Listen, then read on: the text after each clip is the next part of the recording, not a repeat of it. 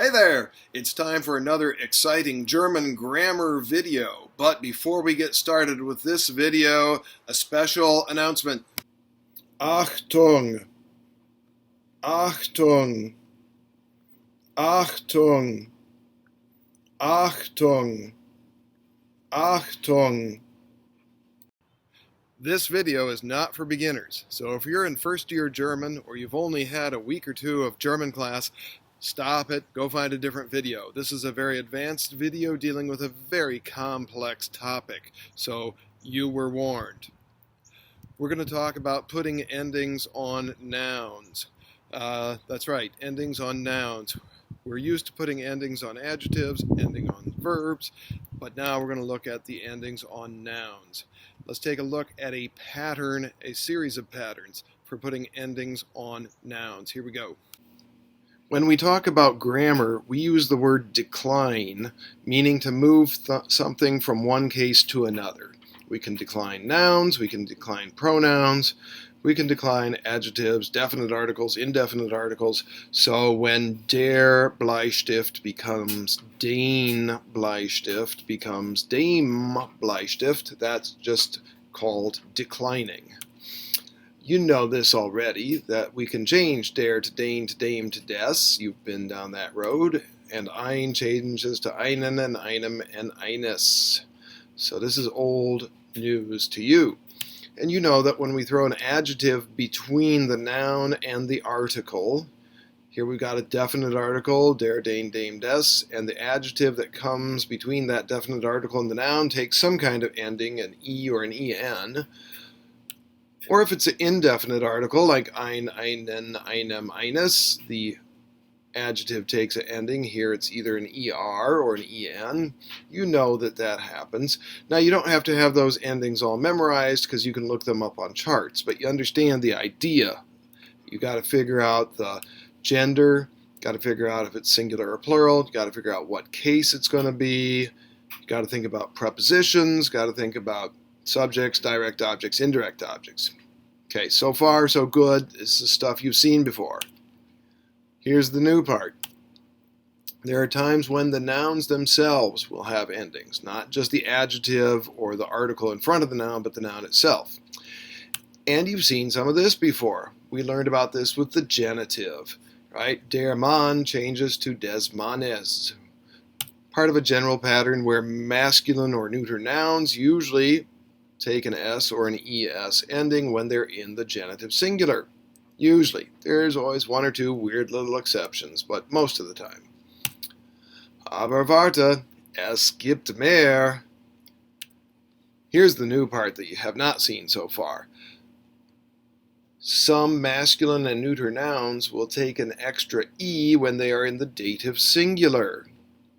So you could say in dem Jahre, in the year, in dem Jahre 2020, in the year 2020, right? In dem Jahre, there's an extra E on Jahr. It's still a singular, it's not plural.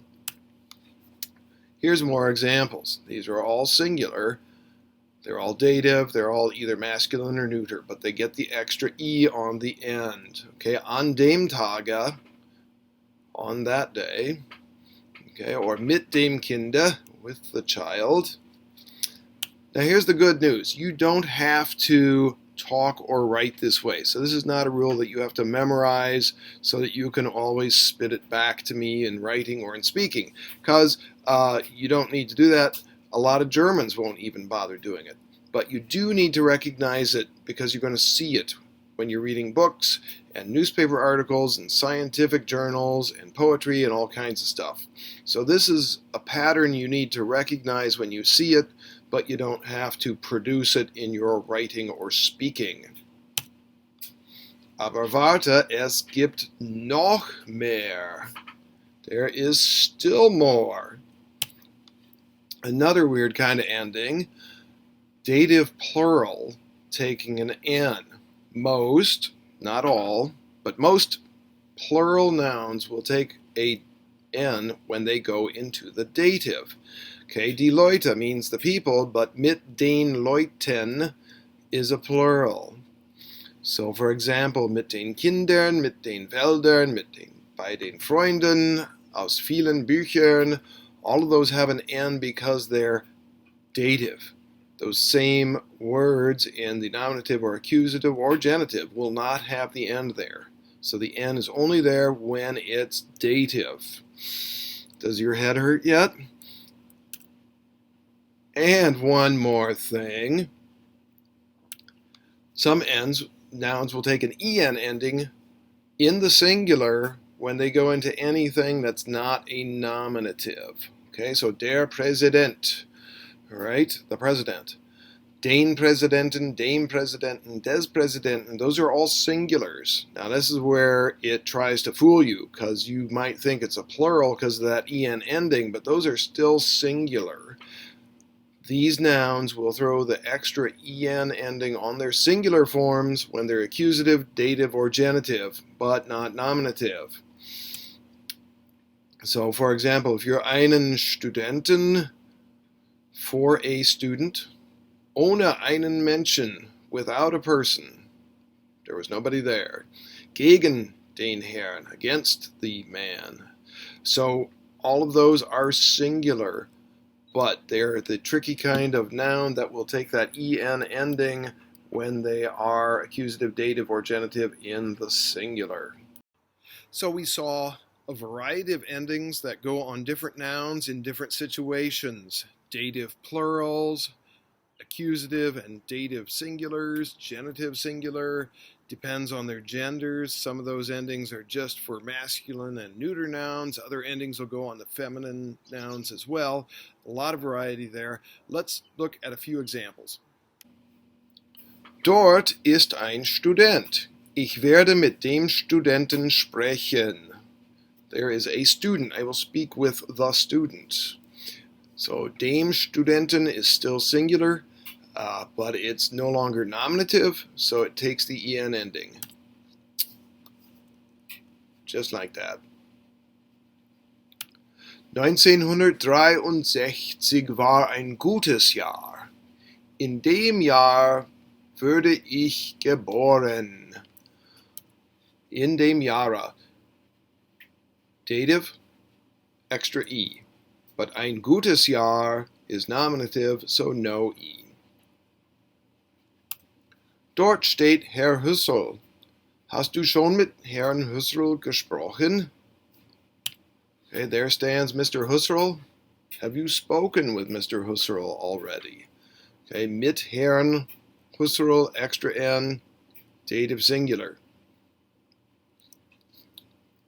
Es gibt viele Leute im Stadion. Die Mannschaft gibt den Leuten Freude.